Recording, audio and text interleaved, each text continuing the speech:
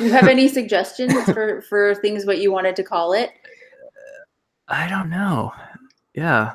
I was thinking of like the Bifrost, like bringing people. We're like the Bifrost bridge that brings people together from all over this divided comic book industry. Right. Blake Northcott's got a YouTube show, but what it's about I don't even know. But check it out, we got this fucking cool logo. Look at it spin around. That's pretty fucking cool, don't you think? But we still don't know what the show's about, but that's alright. We got time, we're gonna figure it out on the Bifrost. Yeah, the show is called Bifrost. Or is it the Bifrost?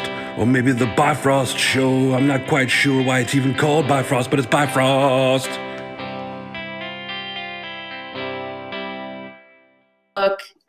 And was like just kind of like a mentor to me, I guess. You know, he was so nice. And I don't know, we just started talking and he was like, you know, I'm looking for someone to help me with the back of my my comics. Would you be interested? And I was like, hell yeah. Who's gonna turn that down, you know? So yeah, so that was really cool. Yeah. But Chrononauts was like amazing too. And I loved when you worked on the Wake. And I remember because I interviewed Scott then and Scott Snyder, and he was working with you, and you guys did such a great job, and that was like one of my favorite comics. Oh, I appreciate that. Yeah. Where did you hang out with Scott? Was that at a show in Canada? Yeah, actually I met him at a fan expo, and but I had to interview him because I was working, I was doing editorials and online interviews and stuff for CBR and Man Cave Daily, which was associated with CBS at the time. So I got to interview some really cool, actually a lot of it was weird, a lot of UFC fighters because they had a component that was like doing sports and stuff, but also for comics. So that was really cool. I feel like there's some pushback against trolls these days where corporations are realizing like, you know what, maybe we don't need to listen to this stuff so much. Like, there's obviously things worth being upset about, but maybe not everything deserves, you know, just because people are getting freaked out for whatever reason doesn't mean action is necessarily required, you know? Yeah, no, that's true. And I think like, this is what I always thought anyway about entertainment is, you know, you want to kind of have that feeling of escapism and, you know, you want to go to the movies or read your comics sometimes just to escape your real life and have a fun story. It doesn't always, you know. Right. So I feel like that's kind of the fun part of what we do. Yeah. It's funny. I was always afraid, there's no sequitur here, so I'm just going to launch into it and Brian can catch up. I was always afraid to draw girls with big boobs because I didn't want to get yelled at. Girls with big boobs. What are you talking about? That's what we love about comics too. I always like default to like A cup or B cup because I'm like, I don't want people online to think that this is too male gazy or whatever. Like, I'm just gonna play it safe and give them small boobs. And I'm not at it as Adam Hughes is or a lot of these, you know, TNA boobalicious artists, which I think is awesome, but it's just not something that I've ever feel like I've been good at. And mostly I just didn't want to get in trouble, you know? Right. No, that makes sense. But I mean, I think there's different ways too that people look at art. It's interpreted in so many different ways, but you know, like I just know how I interpret it. From, you know, studying, I have a minor in art history. So I had to study the classical art, kind of like Michelangelo and like, you know, the Sistine Chapel, like going back, you know, just for so long. And it's been, the female body has always been a source of inspiration and something to kind of, like this beautiful figure to me. So I think there's so many variations, like you said, like there's everything from A cup to whatever. So I always feel like, you know, you're representing some type of body figure. And, you know, like there's girls who have giant boobs who want to see, you know, that being represented in the comic, just as there's girls with A cups who want to see that represented. So I think that there's always that feeling too that women like to see other women being represented. That's the thing. Yeah, I know a lot of girls who love seeing. They're not even gay or anything. They just like seeing different shapes, and girls look at other girls all the time. It's not necessarily sexual. And I don't know. Yeah, those opinions count, but I mean, I'm not allowed to say that. But I do respect women who can stand up and say, "Hey, I like big boobs. Leave me alone." Just because I like to look at big boobs and think big boobs should be in comics doesn't make me the enemy. Like, can we all just sort of reel it in a little bit, please? But I mean, I appreciate what you're saying as a girl with bigger boobs. I like to see that. I'm not. I don't feel like it's something that needs to be necessarily hidden or downplayed. And I think that, there's like we talked about, there's an appreciation for all different shapes and sizes. So that's something that can be appreciated at any level. Do you, when I think about 90s comics, a lot of the criticisms have been, these are unrealistic body expectations. Like, it's not right to think that all female heroes have to have big boobs and skinny waists and stuff. And it's often like a criticism that's been leveraged at 90s comics. And sometimes I feel like saying, like, what made me want to get in shape when I was young was I didn't have a six-pack like Batman. So I felt pressured by the beautiful bodies on the pages too. Like, did Batman's abs shame me into going to the gym? I don't think so. That's an interesting. But yeah, there's unrealistic body expectations, on both sides here. Right. Well, maybe. Do you feel like that? I don't know. Maybe that's a good question. Maybe Batman inspired your gym workouts. Yeah, I don't know. I mean, maybe. I mean, I remember when I started lifting, and we don't have to talk about me this whole time. I'd like to ask you questions too. Yeah. When I started working out, I was like in fourth grade. My father was fit, and I just felt that like the natural thing to do. And when I started reading comics, I'm like, well, if I'm going to draw these things, I want to try to look like I am somewhat in shape. And when I started to get into the industry, I thought, clearly everyone who draws comics is in good shape, because why would you draw all these muscular dudes and not try to at least work out? And as I encountered a lot of people with comics, I found out that is not the case. No, not the case, right? There's every different type of body shape. And now I wonder about that, though, because it's interesting. As being, you are from a different maybe viewpoint, because you write and draw. So you have to take those things into account maybe more when you're doing your artwork. I mean, as a writer, I don't think I ever felt that pressure. But just growing up, like you said, I grew up reading comics and stuff in the 90s, and I did see those interpretations of the female form in the comic books. But to me, it was always like, you're kind of aspiring to, wow, it would be amazing to look like that.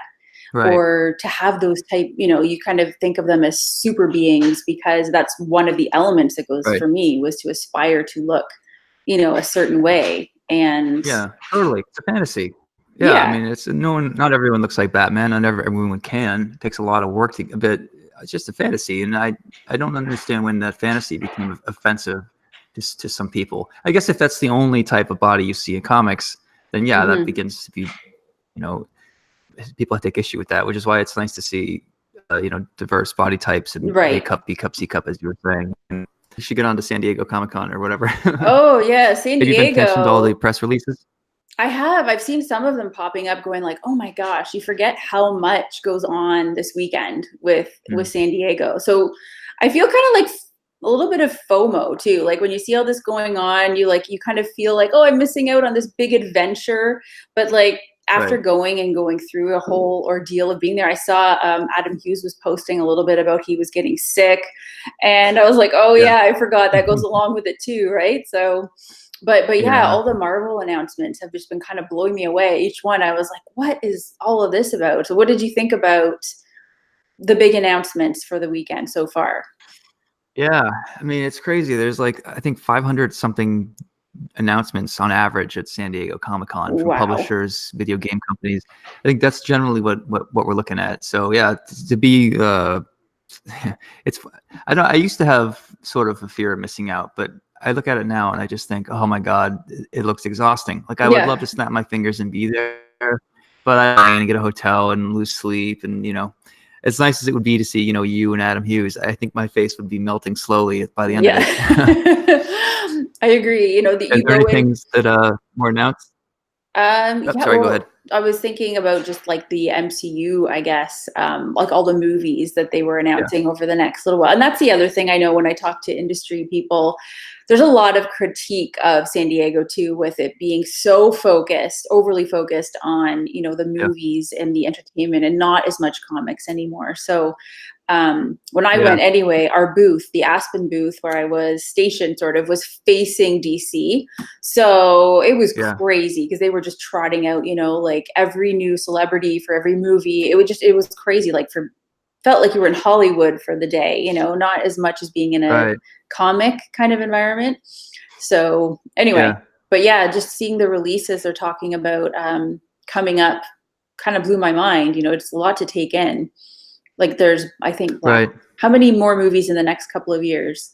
Black I know. Widow, Eternals, Falcon, and Winter Soldier, I think, for next year. Yeah. It's funny. I'd love to skip ahead 10 years and see the documentary about Marvel Studios and how they did this. You know, I mean, it's just so impressive. It's this 15-year, 22 movie plan going off, mostly successful. Just changing movies. And you keep thinking the bubble's going to pop and it doesn't. Like, I'd love to know like how this idea started, who pushed it through, what movies were hits, where the misses were, where they redirected. You know, like with Thor, for example, they seem to be like, they figured out, oh, with Thor movies, we lean into like 80s heavy metal. Clearly that's the brand of Thor that works the best. We make it sort of a comedy in a way, make it awesome. And it, you know, you can look at the logo of Thor and I forget what it's called.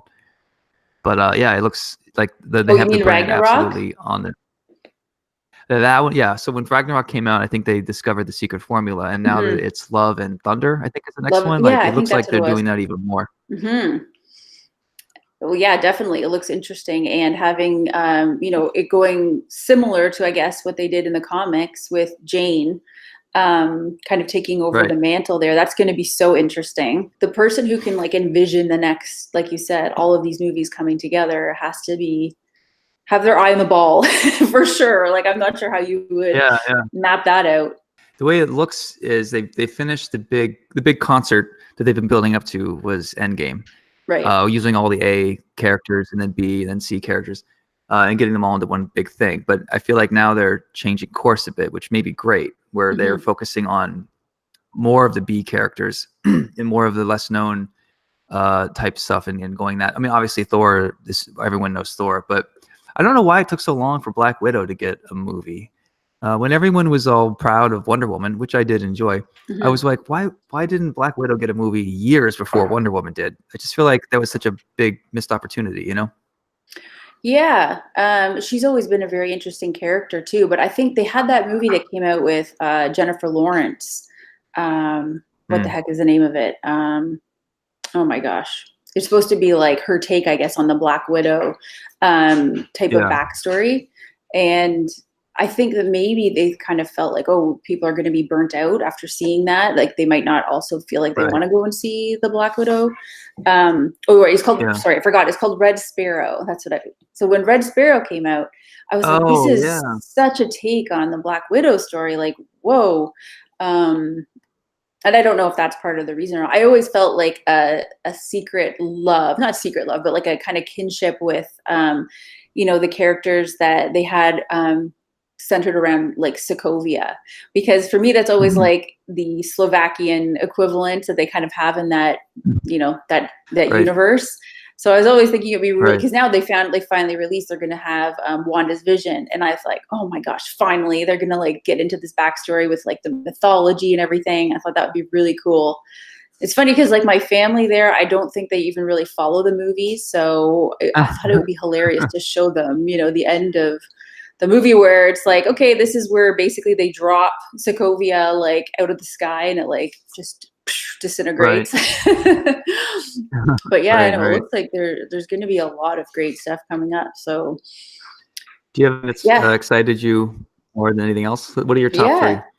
Well, definitely I want to see the WandaVision. I don't know, Black Widow, I feel like I've been thinking about it for so long. That's one that I feel would be really good. But they also talked about you know, this multiverse of madness for Doctor Strange, which sounds really cool to me. And it kind of reminded me of what they did with Spider-Man, talking about you know, the way they had the Spider-Verse movie. And I'm kind of like, what are they going to do with that? Like, are they going to introduce, like you said, maybe some more kind of characters that aren't in the forefront, so we kind of get to enjoy them a little bit more? I think that would be really cool to kind of integrate them into the bigger scheme. Yeah. I don't know. Like, I just don't know what each movie will entail. What are you most excited about? Yeah. For me, the biggest excitement, they're not superhero related, but I'm definitely excited for Top Gun. Oh my gosh, Top Gun, yes. The Jean-Luc Picard series, and I heard, actually, you know, there was one Marvel one where David Harbour is going to be in Thor, I think. I forget. Okay, yeah, I forget which one it was. I saw a picture of him though. He's going to be in a Marvel movie, which is great because he needs to get the Hellboy stink off him as fast as he possibly can. Yeah, that was. I mean, the Stranger Things is great, but yeah, he's smart to sort of quickly move on. So we're all going to sort of gloss over Hellboy, you know. Hellboy, yeah. I was really had higher hopes for that one too, and I love Mila Jovovich, so I was kind of like, oh my gosh, what's going to happen with this? But I thought she did a great job. But yeah, the Hellboy stink has to get kind of washed off him. But yeah, Top Gun has me like spinning. Literally, I think I've watched the trailer maybe 16 times already. I was such a huge fan of Top Gun, and just the way like they've incorporated so many elements of the original, the way that the music, even the score, it got me so excited. Yeah, they checked all the boxes. We need the theme. We need a jet flying low, doing something awesome. We need Tom Cruise on a motorcycle. We need a volleyball scene. Yes. The only thing they were missing was like Val Kilmer snapping his gum at the camera. Otherwise, they checked all the boxes. Oh my gosh, it looks so good. Like, I'm ready for some serious nostalgic Top Gun action. Like, I wish I could fast forward to next summer right now and see it. That's how crazy. As a writer, do you think, like, tell me about Top Gun, the original. Do you think it's legit, sincerely a good movie, or do you just love it because it's awesome, 80s and whatever? Like, how would you describe your feelings towards the first one? I think they incorporated so many different levels into that movie. Like, you have this kind of sad bromance going on, you know, between, you know, Maverick and Goose, which everyone just like completely fell in love with that team up, right? When he passes away, everyone is like gutted. And then on top of that, you have, you know, the story of like the young gun kind of Maverick. He's making his way in the world. He's trying to figure out what happened with his dad dying. It's this big secret. He's got this chip on his shoulder. He's got to prove himself. But at the same time, he also has this side story going on with Kelly McGillis. So there's all of this interwoven into one kind of action movie, but it was so much more than that for me. I felt like emotionally invested in it.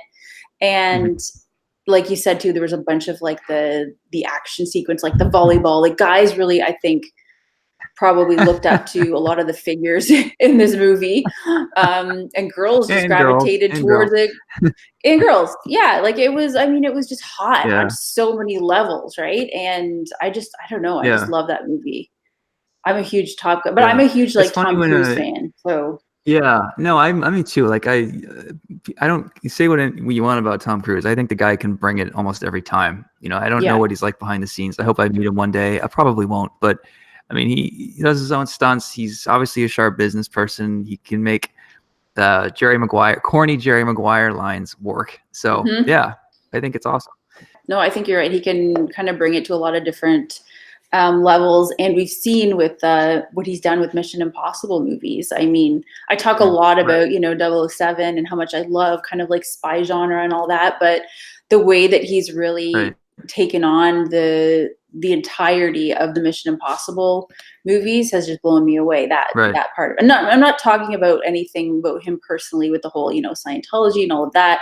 I don't know him at all, but I'm just talking about his performance, you know, and his, like you said, his business mind and the way that he can kind of bring it to different aspects of roles is pretty incredible. So yeah, I think he'll do a good job in Top Gun. The more I'm in comics and the more I sort of climb the ladder, the more I look at sort of entertainment like that differently, you know. So I love Keanu Reeves. I respect the hell out of him. I don't know if Keanu would say he is a great actor, because he seems like a super humble guy, surfer dude, whatever. But he obviously knows how to secure roles that he can do, and he just gets it. I mean, he might not do well in an acting 101 class, but he's managed to rise to the top in other ways. And I think it's really interesting to see people who can maneuver doing the business side of things and planning ahead and knowing their projects and knowing who to trust and knowing a good bet. It doesn't almost matter if you're a great actor or not, because you can, even if you're not the best actor in the world, you can like play on the other parts of being successful and sort of rise to the top. You know what I mean? I'm always interested in those kinds of stories. I'm sure a lot of it too happens to be just being in the right place at the right time, getting the right role, you know? Yeah. I mean, I thought he was amazing in Speed, but like you said, a lot of these type of like action movies didn't have a lot of maybe depth to the characters. So, I mean, I think maybe for me, Keanu's best role was probably Point Break. I think I liked him the most in that, where I felt like he was the grittiest and like had to showcase more of his emotions and stuff. But the Matrix movies really blew me away too, with his level of physicality that he can kind of show. But like you said, I don't think maybe he would even say he's like, you know, this epic maybe actor. But he's had a lot of great roles, and he's been really lucky. Yeah, and he's just got something about him on camera that you can't teach. In a way, you know, he's been around for 30 years, yet he still remains very mysterious while still being very open. There's so many selfies and people taking photos of Keanu Reeves on his motorcycle or seeing him out and about, yet he's not in any tabloids. We don't know much about him. I mean, he should teach a class how to be famous, but somehow mysterious at the same time, you know? That's the true magic with him, I think. It's true. It's in this age where everyone is so accessible with social media, finding someone who's off social media, it's almost like this mysterious thing. You're like, wow, who is this guy? Like, how dare he not be on social media? You know, he's got a life outside of like movies and everything, but it's crazy, right? So you see pictures of him and you're like, what's going on? Like, he's so, like you said, people want more of him, maybe because there isn't that accessibility.